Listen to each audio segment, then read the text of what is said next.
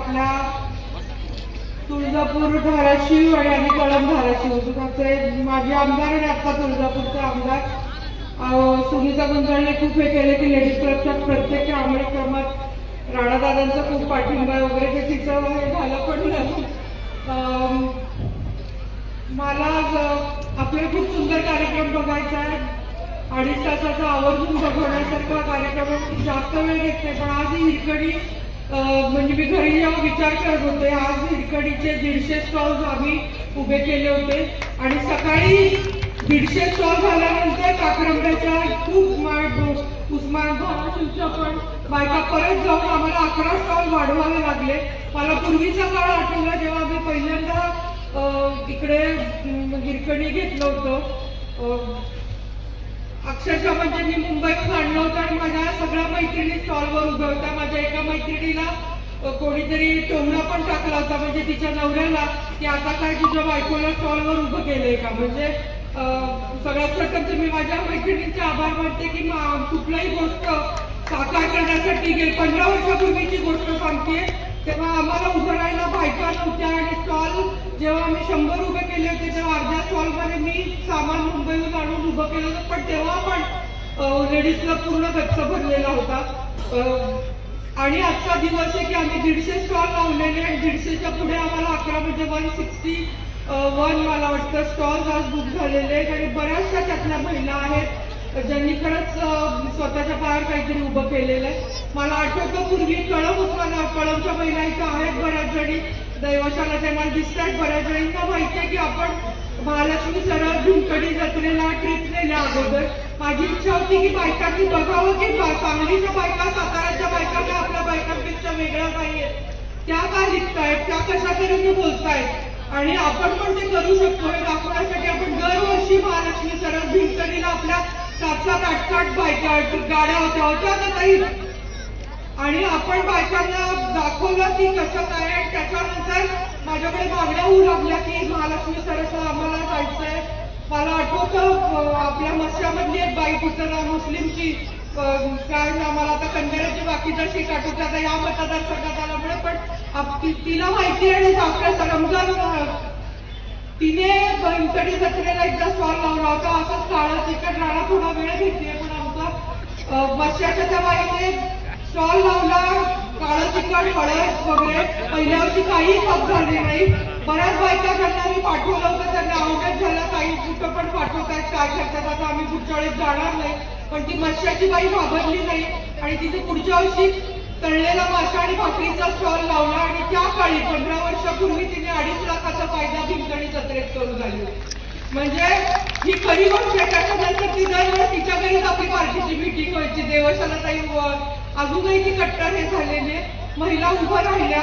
मला आठवतंय मी असं आग्रह करायचे या निमित्ताने मी पदाधिकारी बरेच आलेले आहेत बायकांना घेऊन आलेले आहेत.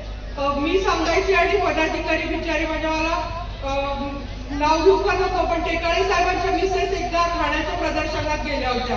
वहिनींनी जायला सांगितलं, टेकाळे साहेबांना सांगितलं तू काय घ्यायचं तर घरात खारवड्या आपण दरवर्षी बनवतो आणि थोड्याशा तिच्या डब्याच्या खाली उरलेल्या होत्या त्या खारवड्या घेऊन गेली ती. आणि तिथं दातार नावाच्या माणसाला ठाण्यामध्ये त्यांनी पहिल्या दिवशी 100 ग्राम घेऊन गेले, दुसऱ्या दिवशी 1 किलो तिच्याकडनं घेऊन गेले आणि त्याच्यानंतर तिला दर महिन्याला 1000 मी नाव घेऊन सांगते पंडित माझ्याबरोबर जिल्हा परिषद सदस्य असलेल्या पंडितराव टेकाळेंची बायको खारवड्या विकायला ठाण्याला गेली होती आणि तिला 1000 किलो खारवड्या दर महिन्यालाची ऑर्डर मिळाली. शेवटी तिला बनवायला येईल ना म्हणून 1.5 वर्षांनी तिने ते खारवड्या बनवणं आहेत वाटतं टेकाळे आता दिसल्या. ऑर्डर एक दिवशी म्हटलं बनवताय ना काही करताय ना काही ते थांबवलं कोणी करायला मिळेल ना. म्हणजे ज्या खारवड्या वहिनीने पाठवलाय त्या माणसाने त्या खारवड्या तळत नव्हता कारण मुंबई पुण्याला तळलेला कोणी खास नाही नुसता भाजून त्याला चाट मसाला वेगवेगळे मसाल्याचे फ्लेवर्स लावून आपल्या लेसच्या पाकिटासारख्या पाकिटात टाकून दुबईला विकत होता. ही जी सक्सेस मला वाटतं हा जो प्रवास आहे खूप मोठा. म्हणजे आता मला महालक्ष्मी सरसला स्टॉल द्या म्हणून 20 कोणतरी येत असतात. ताई दादांचं पत्र द्या म्हणून. आपली इटकूरची आवळा कॅन्टी बनवणारी जी बाई आहे, भांडून तिने राणादादांचं पत्र घेऊन आज महालक्ष्मी सरसला आज इथं नाहीये, पण ती तिकडे मी जाऊन आले परवा महालक्ष्मी सरसला. तिथं ती आता एक बाई इकडे तडवळ्याच्या भेटल्या. ताई म्हणे गेलो तर आम्ही 2.5 लाखाचं तिने भीमथडीला केलेलं होतं म्हणजे फायदा. हे जे आपलं म्हणजे हा प्रवास जो झालेला आहे हा मला वाटतं खरंच सॅटिस्फॅक्टरी आहे. ह्या वर्षीचा हिरकणीचा मला वाटतं सगळ्यात मोठं अजून मला सगळे स्टॉल्स बघायचे, पण एक खूप सुंदर स्टॉल वाटीचा भावल्या बनवायचा इकडे आपल्या डावीकडे जायला मिळाला. अतिशय सुंदर भावल्या बनवतायत ते.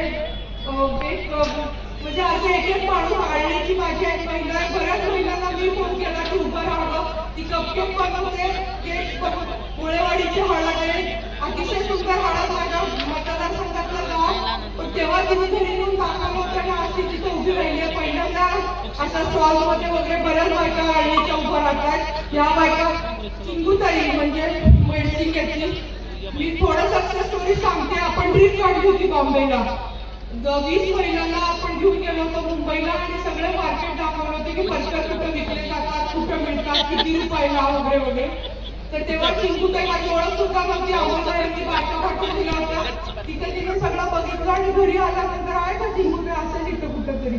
घरी आल्यानंतर तिने भांडी रत्नातली विकण्यासाठीचा उद्योग चालू केला आणि आज 15 वर्षापूर्वी तिने इकडे भजीचा स्टॉल लावलेला होता आणि सगळा खर्च लावून तिने 6,500 रुपये तेव्हा कमवलेले होते. आता आज किती आज पण तुला भजीचा लावला 5 प्रकारची भजी आहे, पण ते दरवर्षी कुठला स्टॉल सोडत नाही आणि इतकी कणखर झालेली आहे. तिची बाकीची स्टोरी सांगत नाही, पण आज मेडशिंगामध्ये तिने सीएमई जेव्हाच्या 6 बायकांच्या फायली तयार करून मंजूर करून त्यांना उभं केलेलं आहे. म्हणजे या बायका स्वतःच उभं राहिल्याच आहे, पण बाकीच्या अजून बायकांना उभं करतायत ते मला वाटतं. या 150 स्टॉलवाल्याने इथं शहरातली आपली अश्विनी तिचं आडनाव मी विसरून गेले, पण आज तिने तिच्या मुलीला ते बिस्किट ह्याच्यासाठी ठेवलेले.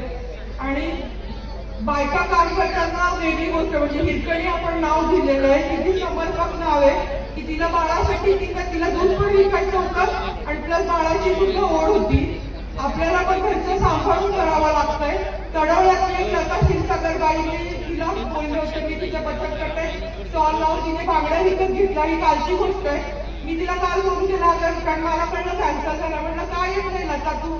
तर म्हणे की ताई मी सगळा माल भरला पण माझी मुलगी डिलिव्हर झाली, मला तिकडे जावं लागतंय. म्हणजे घरातलं सांभाळून त्या बायका व्यवसाय करताय, काहीतरी करू इच्छित आहे आणि पुढे होऊन 5,000 आता घालायचं बसलेत, पण आपण कमवलेले 5,000 आणि नवऱ्याने दिलेले 1 लाख याच्यात खूप फरक आहे.